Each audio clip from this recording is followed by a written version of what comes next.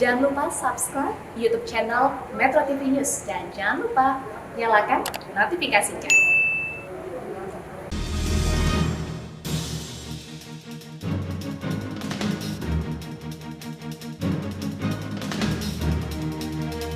Selamat pagi pemirsa, bisnis kotor mafia tanah memang menggiurkan.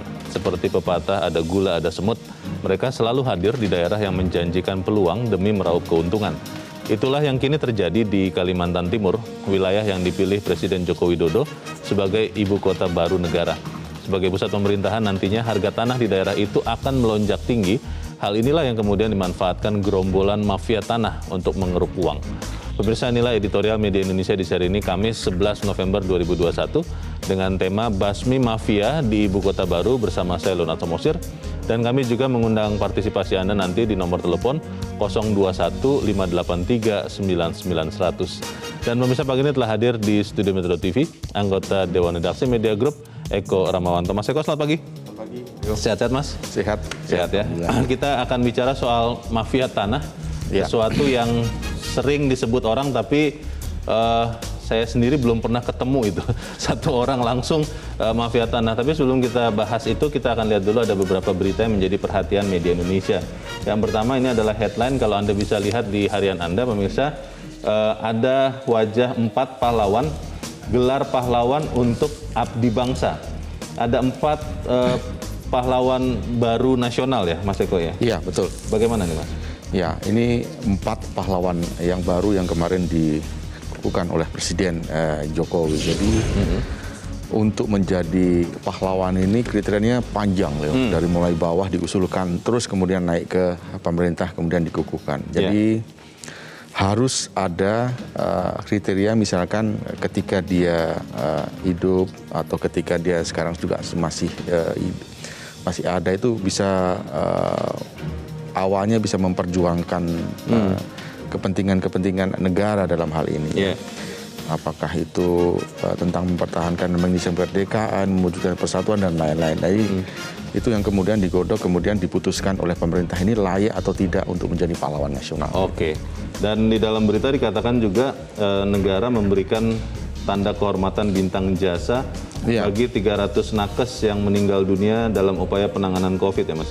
Ya, ini saya kira sangat perlu sekali karena medis ini, tenaga medis kan kemarin menjadi garda terdepan dalam penanganan COVID-19 di Indonesia. Baik, kita harapkan kita terus menghormati para pahlawan kita karena bangsa yang besar adalah bangsa yang menghargai jasa para pahlawannya. Kita tinggalkan itu, kita ke halaman 2, pemirsa dan Mas Eko. Ini terkait dengan perubahan cuaca sekarang ya. Daerah minimalkan dampak bencana. Caranya bagaimana nih Mas? Yang paling penting menurut saya kita harus menyiapkan sumber daya manusianya, kemudian peralatannya, infrastruktur, dan perencanaan yang matang ya. Ini kalau tidak pasti nanti ke depan akan banyak menelan korban. Kalau ini nggak dimatangkan dari awal, karena bencana ini setiap tahun ada di Indonesia. Apakah banjir, apakah gempa bumi, apakah bahkan tsunami. Kan kita tahu juga kita berada di ring of fire, lempeng dunia. Yang sewaktu-waktu bisa membuat orang panik. Nah ini kan kalau nggak dipersiapkan dari awal, mitigasinya tentu akan merepotkan semua orang. Memang kita harapkan itu ya, kita kalau bicara Jakarta saja misalnya, ya kita sudah mulai melihat beberapa kali ada daerah-daerah yang ada yang mengatakannya genangan, kalau saya bilang genangan banjir. Itu harusnya sudah dipersiapkan dan kita harapkan pembersihan saluran-saluran pembuangan ini semakin dimasifkan begitu ya Mas Eko ya? Iya, karena kita tahu bahwa banjir ini baru dimulai, maksud saya dimulai dalam sebulan 2 bulan terakhir. Puncaknya kan pasti nanti Januari, Februari itu akan intensitas hujannya akan semakin tinggi. Jika tidak antisipasi betul, saya kira bukan hanya di Jakarta tapi di beberapa daerah di Indonesia juga akan mengalami hal yang sama. Kita harap pemerintah daerah bergerak, jangan hanya bicara, jangan hanya merapatkan, tapi benar-benar bergerak ya untuk mencegah bencana-bencana ini. Kita ke editorial hari ini diberi tajuk Basmi Mafia di Ibu Kota Baru. Ini saya jadi teringat Mas Eko, sekian tahun yang lalu pemerintah sempat ada wacana mau membangun jembatan Selat Sunda. Pada saat itu tanah di Lampung, tempat jembatan ini tadinya akan mendarat dari Pulau Jawa, itu luar biasa mahal dan sudah dikuasai mafia juga. Ya. Dan rupanya ini sudah mulai terjadi di calon ibu kota negara yang baru. Ya, saya kira ini calo mafia tanah itu lebih pintar daripada kita ya. Lebih cepat. Lebih cepat. Oke. Yang Leo sebutkan tadi betul. Jadi di mana di Lampung mungkin tidak jadi karena mungkin hal-hal seperti itu yang terjadi. Karena pemerintah mengurungkan.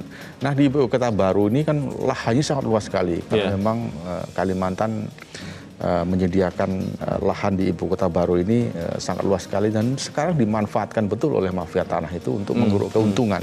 Bagaimana caranya ya? Mereka pasti punya banyak cara.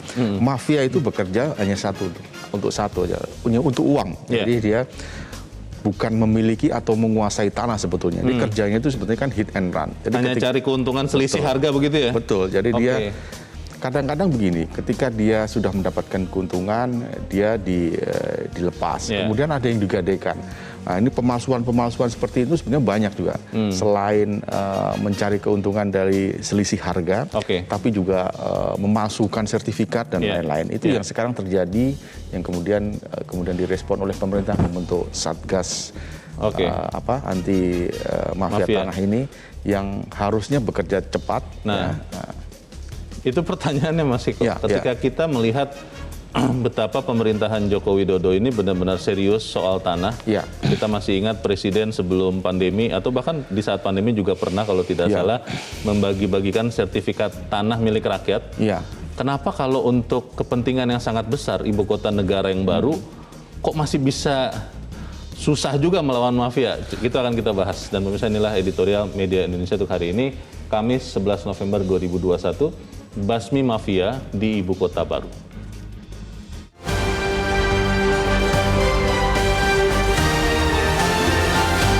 Basmi mafia di ibu kota baru.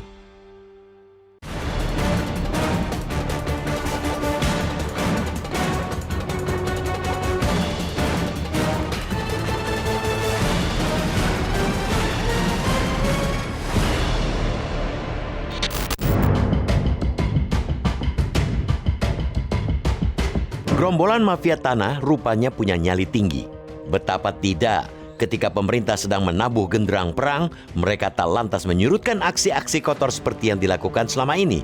Bisnis kotor mafia tanah memang menggiurkan.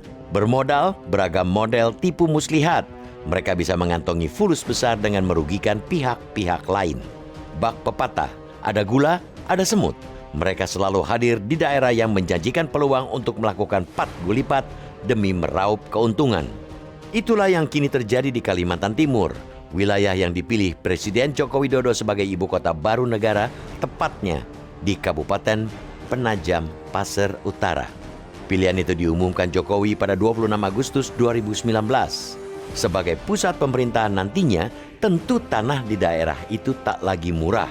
Harga tanah akan terus melonjak tinggi dan inilah yang dimanfaatkan gerombolan mafia tanah untuk mengeruk uang. Mafia tanah sudah dan akan terus beroperasi di Kalimantan Timur. Permainan mereka semakin terlihat nyata.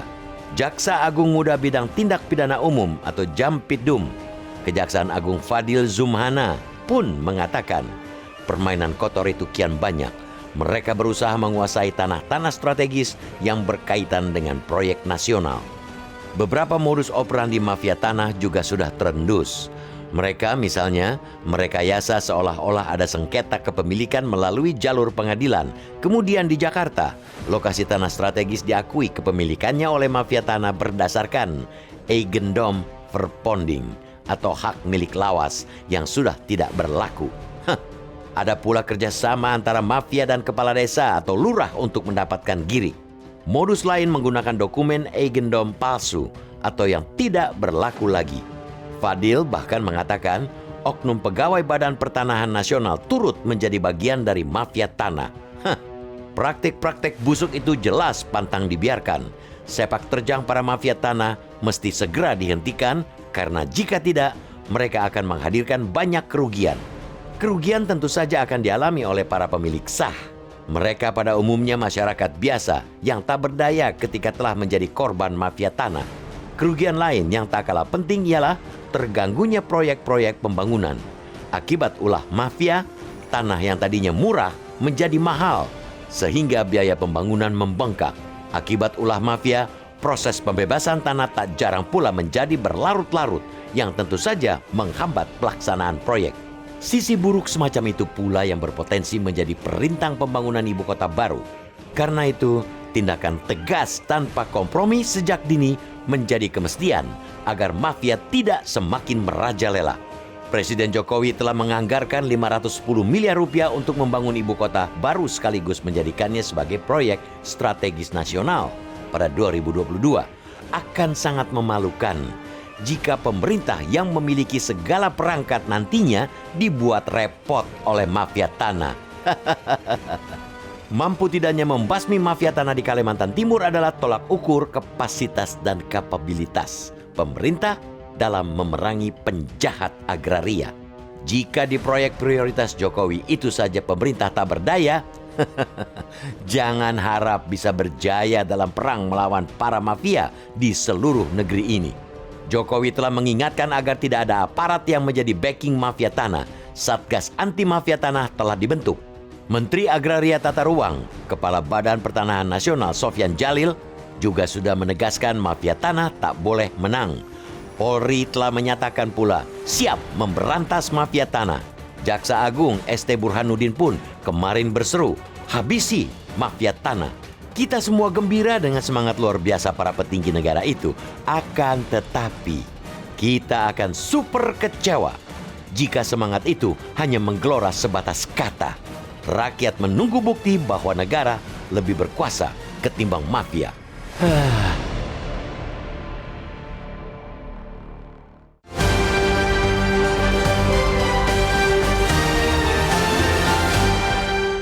Anda bisa ikut menyatakan pendapat Anda di bagian berikut selepas jeda pemirsa. Untuk saat ini, tetaplah bersama kami.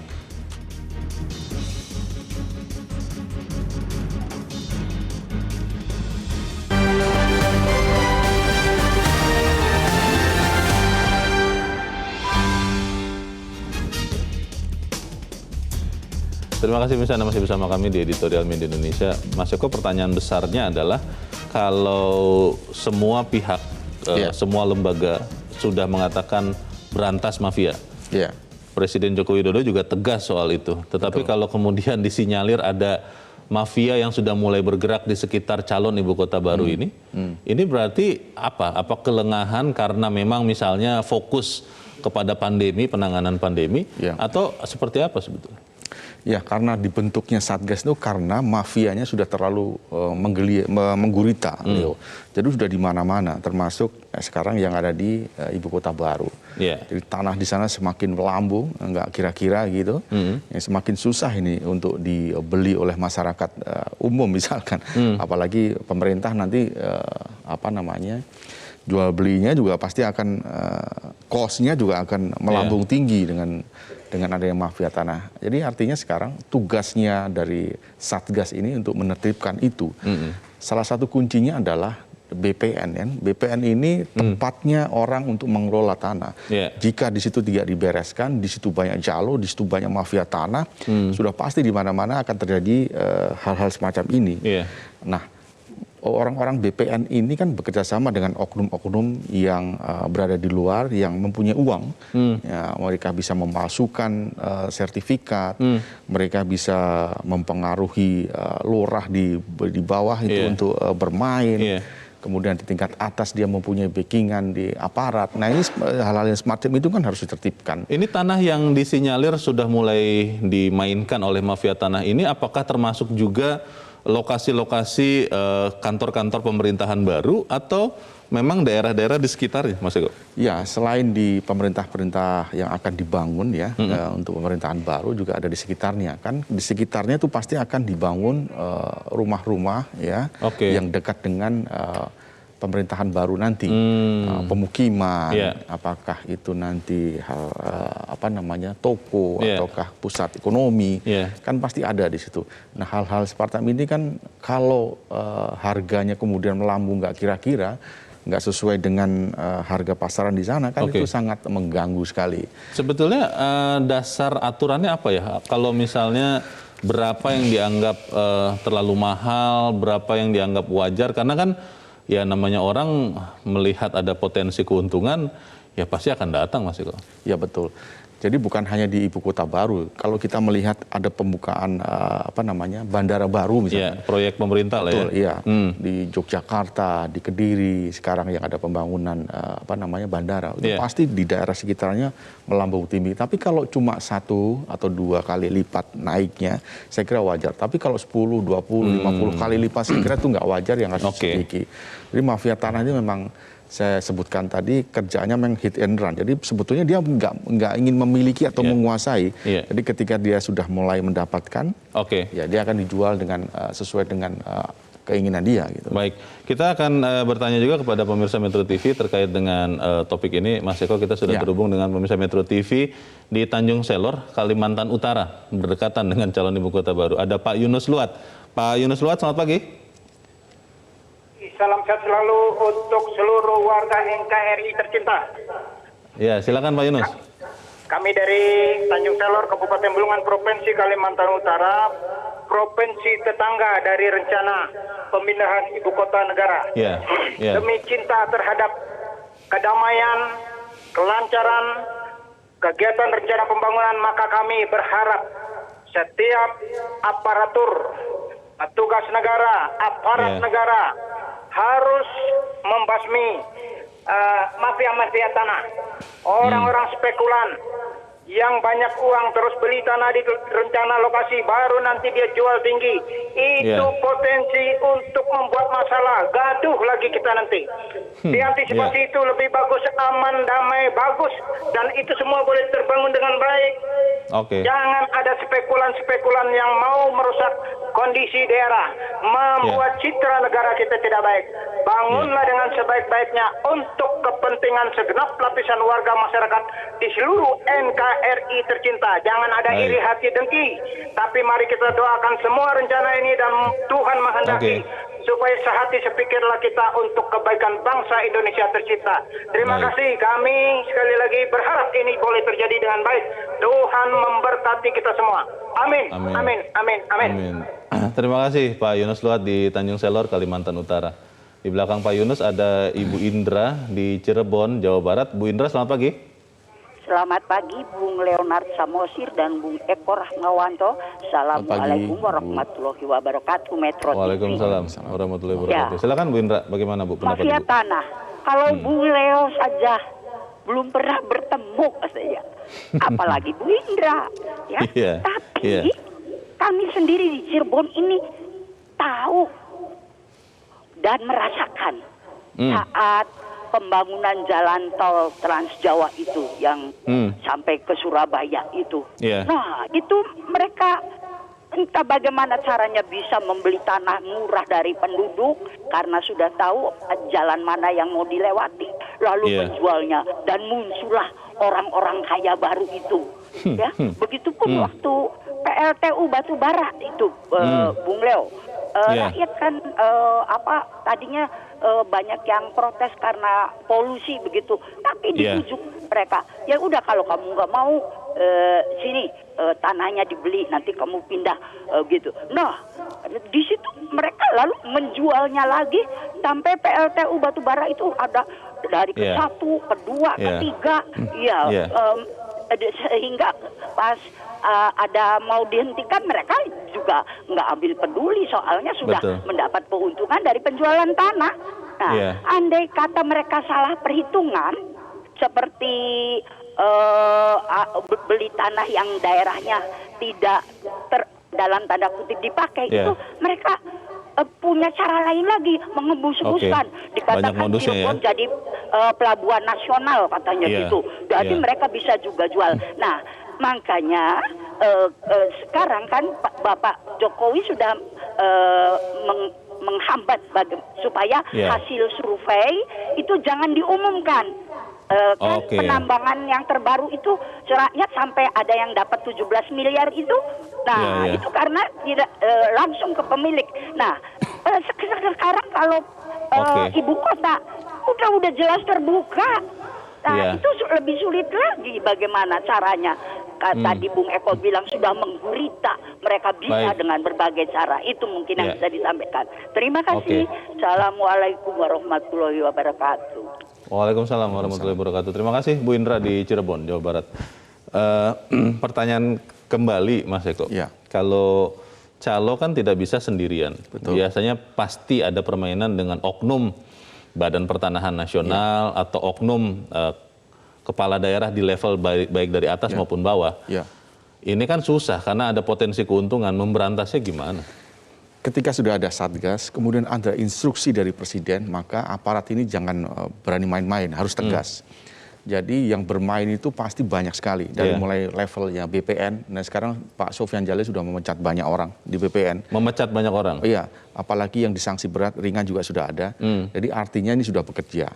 Kemudian kepolisian di daerah saya kira juga sudah mulai. Saya kira kemarin saya melihat di Jawa Barat misalkan, itu di Lembang kalau tidak salah ada lurah maupun mantan lurah yang kemudian memasukkan sertifikat tanah dan lain kemudian diperiksa oleh Direktorat Kriminal Umum di Polda Jabar. Nah ini kan bagus. Kemudian di Sumatera, di Makassar kalau tidak salah. Nah ini mafia tanah juga semakin menggurita. Sekolah-sekolah sana sudah nyaris ditutup hanya karena ada sengketa di sana. Ini permainan-permainan yang terus terjadi di daerah. Kenapa sih sebetulnya ini bisa terjadi? Salah satu penyebabnya itu adalah girik, Leo. Jadi girik itu sebetulnya sudah tidak diperbolehkan oleh Direktorat Pajak. Nah ini kan, tapi di BPN masih diakui. Jadi seharusnya kan ini menjadi salah satu kendala kan. Ini harus mulai dihapuskan lah. Tapi girik ini menjadi persoalan karena bisa dipalsukan dari mulai bawah. Jadi lurah bisa memasukkan, kemudian aparat desa juga bisa memasukkan itu. Kemudian ketika sudah masuk ke sengketa di pengadilan, ini pasti akan semakin susah lagi. Betul. Karena ada yang sudah ada putusan yang berkekuatan hukum tetap, kemudian ada pengadilan lagi.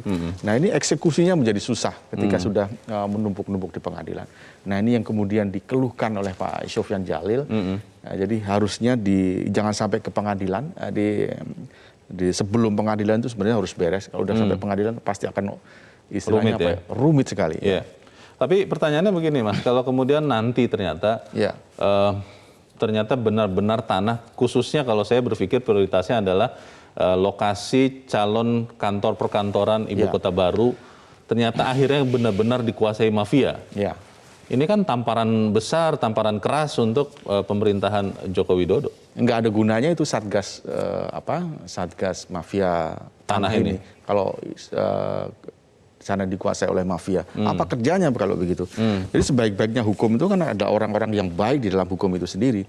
Jadi kalau aturannya sudah bagus, undang-undangnya sudah bagus, tetapi di dalamnya tuh banyak orang-orang brengsek, misalnya orang-orang yang nggak benar, orang-orang yang mementingkan diri sendiri, mementingkan hanya uang, makanya nggak benar-benar di negara ini. Termasuk mafia tanah ini yang kalau tidak diberantas betul, pasti akan merajalela. Baik, kita harus jeda dahulu, Mas Eko dan pemirsa tetaplah bersama kami, Editorial Media Indonesia segera kembali.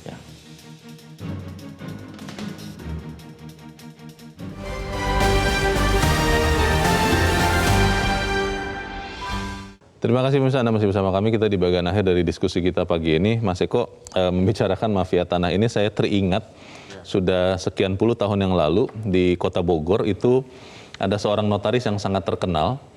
Tapi terkenalnya karena apa? Karena dia sangat pandai membuat surat tanah aspal. Jadi bisa lebih dari 4 orang memiliki surat tanah yang asli tapi palsu untuk satu bidang tanah yang sama. Dan ini berjalan sekian puluh tahun. Saya harap sih sekarang sudah tidak ada. Nah pertanyaannya, sesuatu yang sudah sekian lama terjadi, permainan antara oknum BPN, oknum kepala daerah sampai yang paling rendah, juga oknum pejabat pembuat akta tanah, ini kan bukan sesuatu yang mudah untuk diberantas seperti kita mudah membalikan tangan ini. Bagaimana Mas? Ya itu yang Leo sebutkan itu pasti bagian dari mafia tanah itu. Ya dia bisa bekerja sama dengan aparat di dalam, misalnya dari BPN. Nggak mungkin kita bisa bekerja sendirian tanpa bantuan dari oknum-oknum yang di BPN. Nah ini yang perlu dibereskan dari awal itu dulu.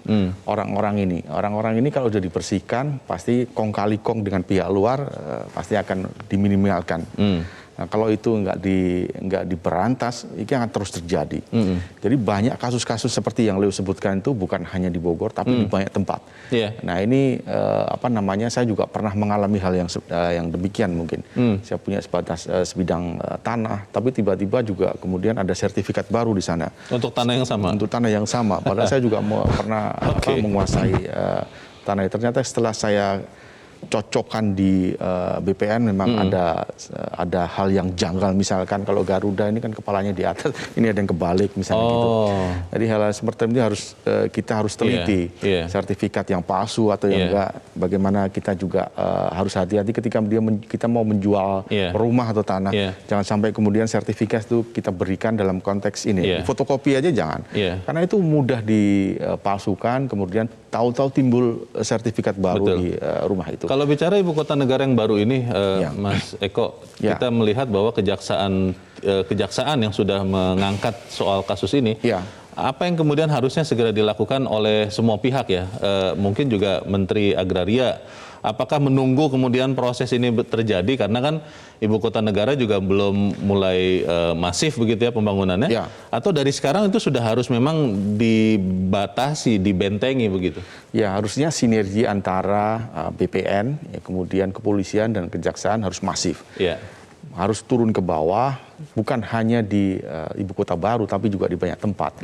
Nah kalau kita fokus ke ibu kota baru, jangan sampai kemudian yang sudah dicanangkan oleh Presiden Jokowi untuk selesai sebelum masa akhir jabatannya, itu harus sudah selesai. Jangan sampai hal-hal semacam ini, pembiayaan tanah ini, yang misalkan dikalkulasi harusnya berkisar sekian miliar atau triliun, tapi naik terus, kemudian membengkak. Nah ini kan menjadi persoalan kalau Satgasnya nggak bergerak. Jadi ketika Satgas bergerak, Presiden sudah menginstruksikan, harusnya hal semacam itu dibereskan dari yang mulai kecil. Jangan sampai kemudian menguasai tanah-tanah di sana, kemudian berimbas kepada di samping, di kiri, di belakangnya, yang dekat-dekat dengan situ. Akhirnya masyarakat di sana yang menjadi korban. Banyak yang stres loh. Saya ambil contoh di Kediri misalkan, pembangunan bandara itu, karena mereka sudah tahu bahwa itu ada bandara. Di Jogja pun demikian, kemudian dibeli oleh mafia-mafia tanah dengan harga murah. Ketika sudah mulai ada pembangunan, kemudian dijual kepada pengembang 100 kali lipat kali ya? Bisa 50-100 kali lipat. Nah ini kan kalau orang tahu jadi stres itu yang punya tanah awalnya itu. Hal-hal semacam itu harus kita lindungi lah. Masyarakat desa itu kan kadang-kadang banyak ditipu karena ketidaktahuan. Kita mengetahui masalah ini karena kita bicarakan di editorial. Tapi apakah kemudian kita masih ingat memperhatikan soal mafia di calon ibu kota baru ini selepas kita selesai bicara di sini, Mas Eko? Ya harusnya tidak. Harus mulai terus digalakkan bahwa mafia ini musuh kita bersama. Jadi bukan hanya Anda atau saya yang pernah mengalami, tapi bisa juga menimpa orang lain nanti. Ketika kita berurusan dengan urusan tanah ini. Di BPN ini semenjak Pak Sofyan Jalil, kita harus akui ada peningkatan dalam performa, terutama untuk memberantas BPN. Percaloan tanah. Betul. Jadi sebelum-sebelumnya ini kita harus akui banyak istilahnya maling lah dalam tanda kutip yang bisa menguruk keuntungan pribadi, yang kemudian menimbulkan keresahan. Karena ketika ada sertifikat palsu, kemudian sudah sampai pengadilan, itu selain menguras energi juga menguras uang, Leo. Karena kita harus bolak-balik ke pengadilan, kasusnya nggak selesai-selesai, sudah berkekuatan hukum, digugat lagi. Ini eksekusinya menjadi kendala nanti. Kita sebagai media massa, apa yang bisa kita lakukan untuk terus mengawal ini? Karena jujur saya khawatir, Mas Eko, kalau kita tidak bahas ini lagi, ya nanti ini hilang masalah ini, lalu mafia itu makin gencar lagi beroperasi di calon ibu kota baru. Ya, sebagai media massa kita harus terus mengingatkan, kalau bisa mengkritik. Kritiknya jangan hanya kritik yang lembek, tapi harus keras ini kepada Satgas ini. Satgas ini harus bekerja benar, jangan sampai bukan hanya di ibu kota baru, tapi juga di beberapa tempat kejadian-kejadian ini. Ya, ini sangat meresahkan saya kira. Kemudian diangkat di forum-forum nasional. Bahkan sekarang kalau saya melihat sekarang kepolisian di daerah juga sudah mulai bergerak. Ini sangat meresahkan sekali. Dari pemalsuan ini sudah melibatkan banyak orang. Dari mulai yang tingkat paling bawah, ya lurah, mantan lurah, kemudian naik ke kecamatan, kemudian naik ke BPN, dan seterusnya. Oknum-oknum ini pasti bekerjasama dengan mereka-mereka itu. Jadi kalau mereka tidak dibereskan dengan dengan sungguh-sungguh, ini nggak akan selesai-selesai. Tapi bisa tidak dibasmi mafia ini? Harusnya bisa ketika sudah Pak Jokowi menginstruksikan dan Pak Sofyan Jalil sudah membentuk Satgas dengan kepolisian dan kejaksaan, harusnya bisa. Yang paling penting kita komit untuk bersama-sama terhadap masyarakat, ikut membantu. Dan saya kira persoalan ini bisa sedikit-sedikit mulai dibereskan, kemudian akan timbul ketakutan lah misalkan mafia tanah. Jadi kalau kemarin misalkan 1 tahun ada 1000 kasus misalkan, ya ditekanlah sampai minimal 50, 100. Ini kan ada upaya sebetulnya kalau ada peningkatan. Baik, asal mau harusnya bisa begitu ya. Betul ya. Kita harapkan itu yang terjadi. Mas Eko Ramawanto, terima kasih sudah di tempat ini. Selamat pagi Mas. Sama-sama.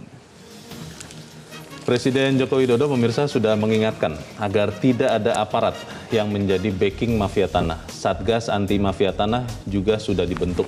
Polri, Kejaksaan Agung sudah menyatakan siap untuk memberantas mafia tanah. Kita, rakyat, menunggu bukti bahwa negara lebih berkuasa, lebih kuat daripada mafia tanah. Kita pantau sama-sama. Saya Lona Samosir, terima kasih Anda sudah menyaksikan. Tetap pakai masker Anda, cuci tangan Anda. Kalau tidak perlu, tidak usah kemana-mana. Selamat pagi.